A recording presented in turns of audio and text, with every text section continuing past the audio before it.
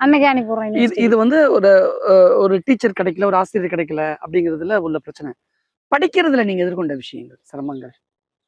படிக்கிறதுல வந்து நெறையா பணம் இல்லாம தான் பாதி கஷ்டப்பட்டுருக்கேன். அப்படியா? கஷ்டப்பட்டுருக்கேன்னா, இங்க இருந்து நான் திரிஞ்சு அலைஞ்சதே தஞ்சாவூருக்கே தெரியும். அந்த புது பஸ் ஸ்டாண்ட்ல நான் திரிஞ்சு அலைஞ்சது. அதாவது இப்ப அந்த வழியில நம்ம காலேஜ் விட்டு வருவோம். நம்ம மட்டும் தான் அனாதையா போற மாரி இருக்கும். நெறையா பேர் இருப்பாங்க அங்க. அவ்வளோ கஷ்டமா இருக்கும் அப்படியே. ஏன் எ ஏன் அப்படி வேலைக்கு சொல்றீங்க? போயிட்டு படிப்பேன். வேலைக்கு போயிட்டு படிக்கிறதுனால எல்லாரும் வீட்ல வந்து ஒரு ரூம் எடுத்து தான் ஸ்டே பண்ணி தங்கிப்பாங்க. ஹாஸ்டல் இல்லாதனால ரூம் எடுத்து ஸ்டே பண்ணி ஒரு 4, 5 பேர் சேர்ந்து படிச்சோம். அப்போ வந்து நாங்க சாப்பாடுக்கு அங்கே தான் செஞ்சு தான் சாப்பிட்டு காலேஜ் போகணும். அப்போ என்னன்னா, ஒரு நாளைக்கு சமைக்கணும், ஒரு நாளைக்கு சமைக்க முடியாது. அப்ப 4, 5 பேர் இருக்க இடத்துல வந்து கொஞ்சம் இதா இருக்கும்ல, கஷ்டமா இருக்கும்ல. அதெல்லாம் தாண்டி நான் வேலைக்கு போகணும்.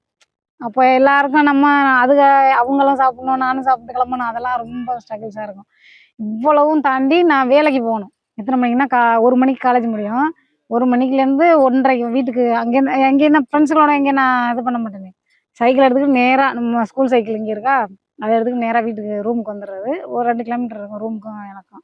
அந்த 2 கிலோமீட்டர்ல வந்துட்டு நான் வந்து எல்லாம் பண்ணி மறுபடியும் சமைச்சு அத சாப்பிட்டு காலைல சாப்பிட்டு போ முடியாது. ஏன்னா வெள்ளன போணும் 8 மணிக்கு 9 மணிக்கு காலேஜுங்கிறதுனால சாப்பிட்டு போ முடியாது. வெள்ளன வந்துட்டு சமைச்சு முடிச்சுட்டு மத்தியானம் வந்து சமைச்சு சாப்பிட்டு திரும்ப காலேஜ் வேலைக்கு போகணும். எத்தன மணிக்கு 3 மணிக்கு. வேலைக்கு போயிட்டு, ம். காலேஜ் போயிட்டு, வேலைக்கு போயிட்டு, காலேஜ் போய் இப்படிதான் எத்தன அப்படிதான் வருஷம் அப்படி ஓடிக்கிட்டு இருந்தது. ஓடுனுச்சு உங்களுக்கு? அது ஒரு பிஎஸ்சி, எம்எஸ்சி, எம்ஃபில். பிஎட், ம். எம்எட் 3, 3, 2, 5, 5, 6, 7, 8 வருஷம். இப்படியே அதே போயிடுச்சு. மாரியே போயிடுச்சு. இந்த சொல்லுவாங்கல்ல, இந்த டீனேஜ்ல அந்த பொண்ணுங்க சில சில சந்தோஷங்கள, சில கொண்டாட்டங்கள அனுபவிப்பாங்கல்ல. இப்ப தீபாவளி உதாரணத்துக்கு தீபாவளி, நியூ இயர், பொங்கல் ம். இந்த மாரியான ஃபெஸ்டிவல்ஸு, ஒரு ஆட்டம் பாட்டம், ஒரு ஜாலி, ஒரு ஒரு ம். மைண்ட் ஸ்ட்ரெஸ் இல்லாம ஒரு ஃப்ரீயா இருக்கிற மாரியான ஒரு சின்ன சின்ன செலிப்ரேஷன், சின்ன சின்ன சந்தோஷம். இல்ல. அப்பா அதுக்கெல்லாம் எங்க ஊர்ல பொங்கல்லாம் வைப்பாங்க. அந்த ஆனா தீபாவளி இதெல்லாம் இருக்கும். எல்லாம் தான் நடக்கும் தான். அதெல்லாம் ஃபங்ஷன்லாம் இது பண்ணுவோம். ஆ ஆனா நான் வேலைக்கு போகணும்ல, அங்கே எனக்கு லீவு தர மாட்டாங்க. சரி. சில நாட்கள் வந்து 1 நாள் 2 நாள் தான் தருவாங்க. நான் அத ஒரு 2, 3 நாள் வீட்ல இருந்தோம்னா, நம்ம ஏதாவது பிள்ளைங்களோட வீட்ல எங்கேயும் ஏதாவது என்ஜாய் பண்ணலாம். வருவோம். அன்னைக்கு பொங்க வைக்கிற நைட்டா இருக்கும்.